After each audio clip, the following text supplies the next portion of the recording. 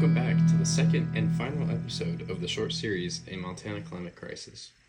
This short 2-episode series will follow me explaining how my backyard in Montana has changed since I was a kid. Most people look at invasive species and weeds separately from climate change. However, they intermix a lot. Some species such as spotted knapweed Centura stoebe and annual cheatgrass Bromus tectorum have taken over western U.S. landscapes. Without any predators in the U.S., these invasive species have spread far and fast. Today's episode will focus on cheatgrass and its relation to fires and climate change. If you've gone outside of Montana or the surrounding states, you've likely had to pick out many cheatgrass pokey seeds from your socks. These seeds get caught in clothing, tires, and animal fur, and as the carrier of these seeds move around, the seeds fall off, allowing for cheatgrass to spread great distances. Cheatgrass also has a very short life cycle, which allows for several generations of the grass to grow each summer. This means more seeds and more spreading. Now, the climate issue with cheatgrass doesn't have as much of an effect in Montana as it does in Nevada and California and the drier, more desert-like states. Since cheatgrass has such a short life cycle and rapid reproduction, its ability to take over has become a huge fire risk. Once it reaches the end of its life cycle, the grass dries up and becomes perfect fire fuel. You may recall the aggressive and massive grass and brush fires that happen each year in Nevada and California. Well, the ecosystems in these places are often a single sagebrush growing every 5 square feet with bare ground in between. Cheatgrass has short roots and can grow practically anywhere, so these bare spots between the sagebrush have become filled with this invasive grass. Nevada and California are also known for being hot states, and with climate change they are only getting hotter.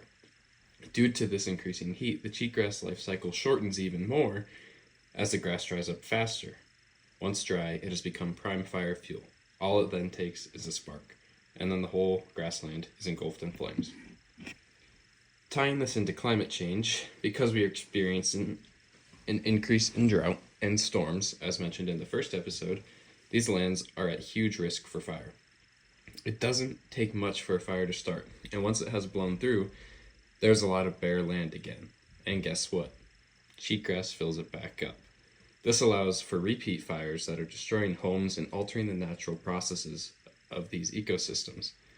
As the summers get drier and warmer, the prime conditions for cheatgrass to spread in, we will continue to witness more and more fires that burn quickly and aggressively.